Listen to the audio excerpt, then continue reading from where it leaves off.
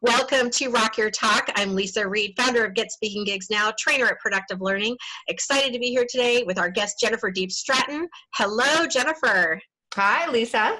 Hi, I'm so excited to hear your tips today. We're going to talk about doubling your sales. Is anyone interested in that? Okay, cool. Stay tuned. A little bit about me and our show. We interview experts that give us really, really cool tips. And I'm the founder of Get Speaking Gigs Now, where I work with speakers on how to get booked, stay booked, attract their clients through speaking. So if that's for you, you can go to GetSpeakingGigsNow.com and get some really cool tips on how to get some speaking gigs. You can go right onto the site and grab that. I have another gift for you too. At Learning, where I train and speak, we help people really with some deep self-development and discovery, so you can actually learn about the thinking that you have that isn't serving you, or the thinking that you have that is serving you, and how do you know the difference.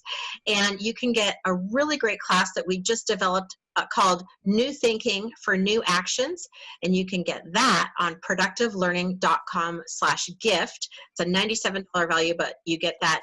You go there now. Way.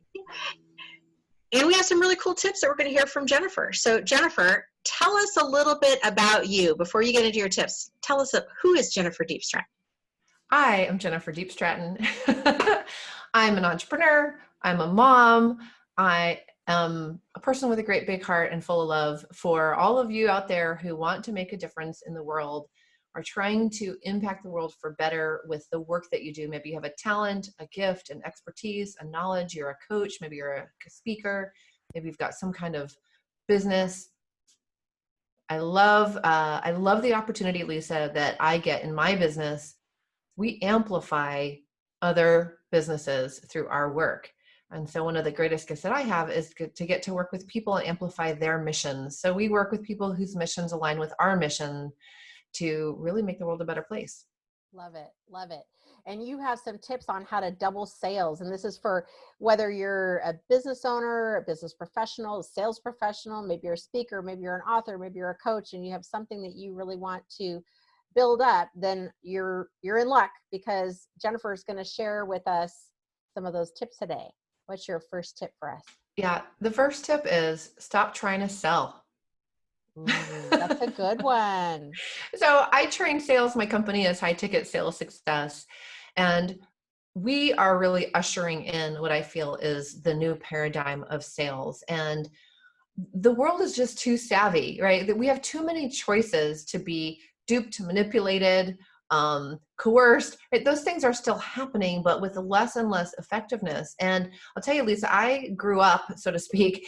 I actually went into sales when I was in my early 20s. It was the scariest thing I could think of to do. I was actually quite a shy child, and I went into sales. And what I realized as I was training, I worked in corporate biotech and medical diagnostics for about 15 years, sold millions and millions of dollars for these, billion-dollar companies, is that there's like this edge or something that starts to be transmitted through sales, which has given sales a bad name. Mm-hmm. Frankly, right? Yeah. Like, we're so afraid of being pushy. Nobody wants to be sold to, but everybody wants to buy, hear all of these things. And what I've realized is that how I became so successful, I went from this very, very shy person to being the top 2% of a very large company in sales nationwide, or actually in our continent, in our country and continent, was that I was really about serving. Mm-hmm. And so here's my tip. Stop trying to sell and really start serving. Right. Serving people. And what that means is you can walk away. You're going to walk away if it's not a match. If the person and what they need is not a match for what you have, you're not going to make an offer. And I think that has the most honor. It honors you. It honors them. And those people will be back when it is a match. Right. I agree. And in the past, I've made the mistake of being in that conversation. I've been selling for 30 years. And so I've made those mistakes where I was like, well, my job is to sell this person. And even if I didn't feel it was a match, it was like still to, move forward or whatever. And it never works out. It just never works out. And then at one point I'm like, oh my gosh, if I have this even little inkling that we're not a fit, then we're not a fit. Until maybe later we can work through something and we can, that has to be resolved. Well, and I'll tell you, in that role, in the last job that I had, which was many years ago before I started my own company, I remember having a customer. I was walking down the hallway, and one of my customers saw me, and she kind of pulled me into her office, and she closed the door, and she said, "Jennifer, I'm going to tell you something I've never told anyone before." And she went on to tell me the secret that she hadn't yet revealed to anyone. She's like, "I don't know why I'm telling you this." But I knew why she was telling me this, because I actually cared.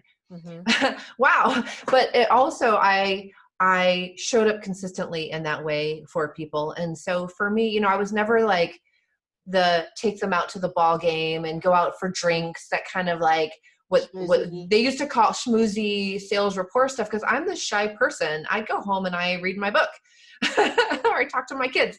But, what I realized that you can show up and create a very deep relationship in a very short period of time if you get that relationship is not a function of time. Relationship is a function of depth. Yeah. I think we just got a bonus tip, everybody. That was like tip 1B. That was like 1B. It was like tip 1B. And then I remember like many times at the end of the year, my customers would call me and they'd say, "Jennifer, I've got $50,000 left in my budget. What have you got that I can buy from you?" Because they trusted, right? They trusted. It's real. It's not fake. That's a really great call to get. And it shows that time that you've invested in the relationship. Yeah. Instead of the surface level, right?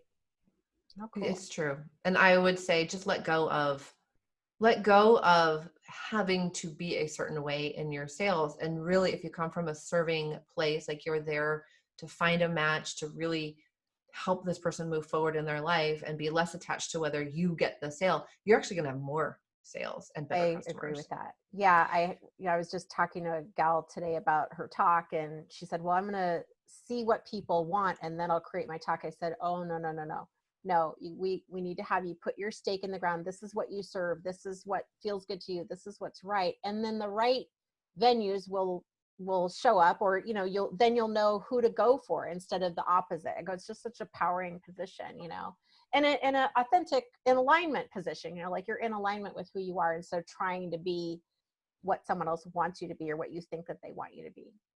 Yeah, it just doesn't work, especially today when people have so many choices.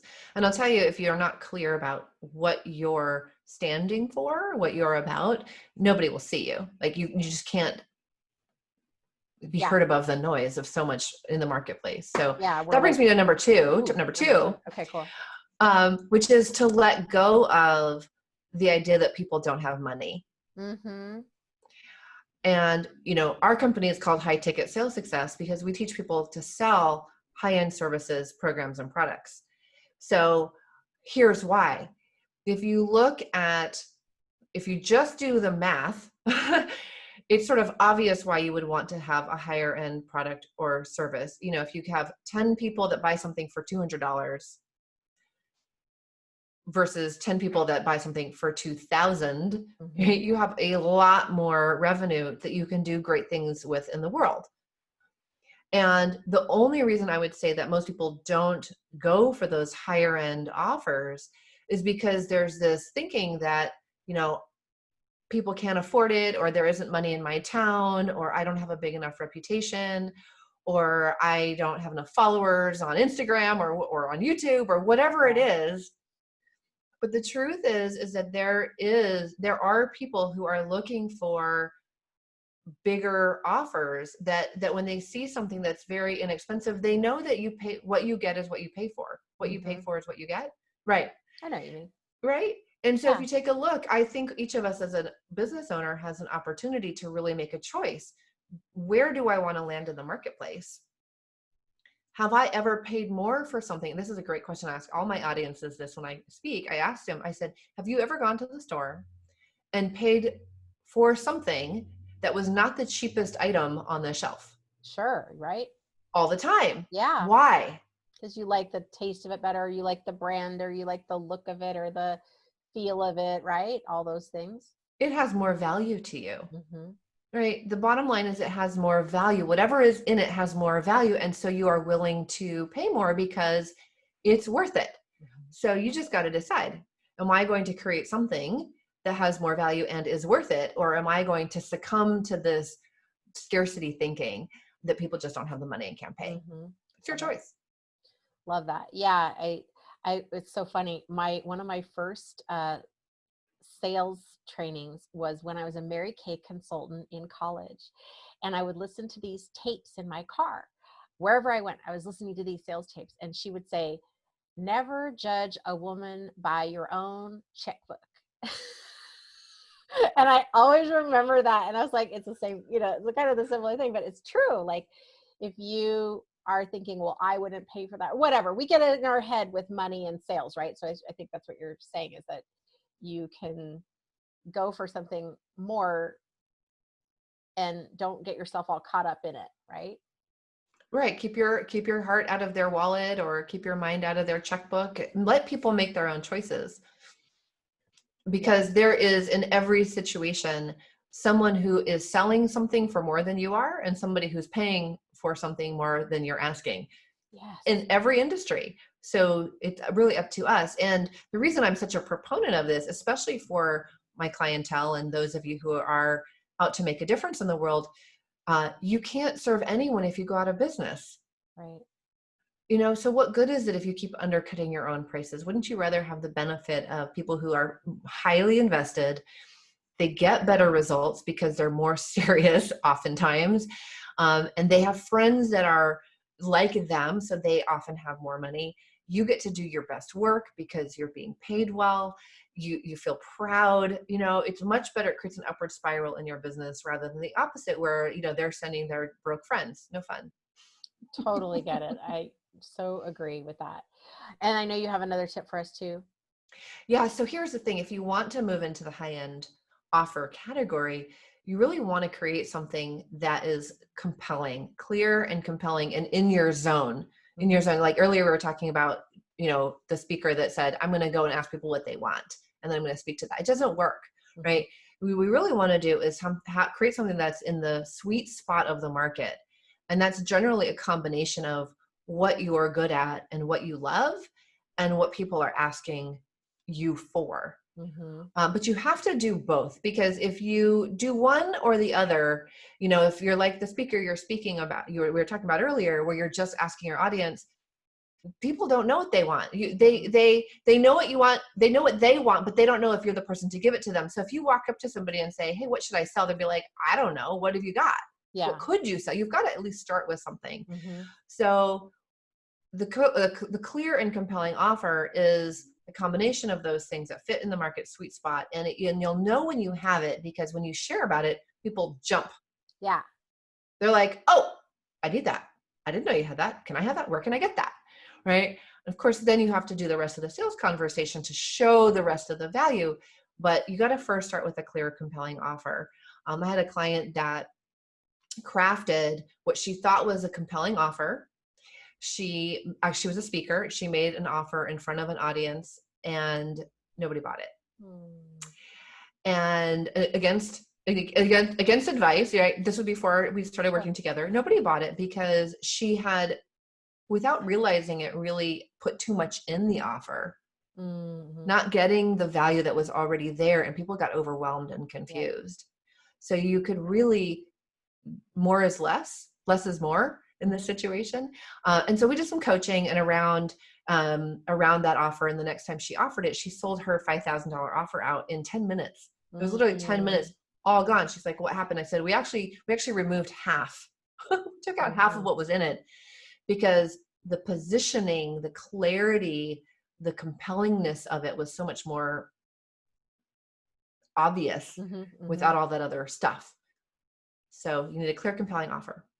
I love it. And I think we're going to get, my keen psychic senses are telling me that we're going to get an experience of a really cool, compelling offer, because I think you have a gift for our listeners. Yes? I have an amazing offer. It's actually free. It's free. Oh my gosh. Look at that. Yeah. So this is the thing, is that I'm so in love with this idea. It's actually how we built our company. It's how our clients build their companies, is even if you are selling something in the lower price point, bring in a higher end offer. It's a cash injection. It makes you feel good. You can build a whole business just on it. However, you need to have certain pieces in place. So I created something called the compelling offer. No. Hot So offer. compelling. Hot offer Hot checklist, right? offer checklist. A hot There you go. offer checklist that you can get at hotofferchecklist.com. And it's got all the points that your offer needs to hit, right? There's just a checklist. You read through it and say, yes, my offer does that. Yes, my offer does that. Yes, my offer does that. And you'll see what pieces are missing. It'll be the clue to whether or not, if your offer isn't converting the way that you want it to, it'll give you some insight into what pieces might be missing. So grab it. So hotofferchecklist.com. Yes. Yes, very cool. How could you not want that? Who wouldn't want a hot offer checklist? I don't know. I'll tell you, I did an offer and it didn't convert. Mm-hmm. And I'm like, I thought I hit all the elements. What happened? I'm Get my a student of checklist my out. own work. Yeah. I'm a student of I only teach you what I have done, how we've, sold millions and millions of dollars of how we help our clients. And our team needs a checklist. So I went through and I created a checklist and I thought I made it pretty and I am giving it to you. So. Wow, that's so cool. Thank you. All right. I have one more question. It's not, I didn't tell you about this as a bonus question. So my question is, the show's called Rock Your Talk. And so we got to talk about a little bit of rock. And I need to know who's like one of your top favorite rock stars, rock bands?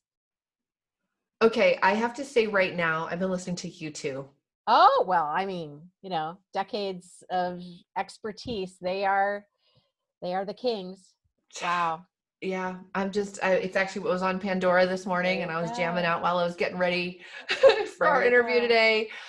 Just loving it. I really did not like them when I was younger. And then something happened. They finally grew on you. Yeah. Mm-hmm. I love With or Without You, still one of my favorite songs. And the other one that I can't think of the title of, but anyway, they talk about diamonds and pearls, which is perfect. Yeah, my husband plays guitar and sings. That's actually one of the ways that we met is, singing and playing music for each other. And he plays that on his guitar. And so he sings that. He does a beautiful job of singing. Oh, so All I Want Is You. All I Want Is You. Oh, All I Want Is You. That's a great one too. Yes. Wow, cool. See, now we know a secret about Jennifer. How cool is that? Well, thank you for being on our show. Listeners, thank you for being here, and make sure you grab your hot offer checklist.com. I can't even believe I can't think of it. And subscribe to our YouTube channel. And remember to be kind to yourself today. If you have not done that yet, you can put that on your checklist. And be kind to somebody else too. And we will see you on the next episode. Bye.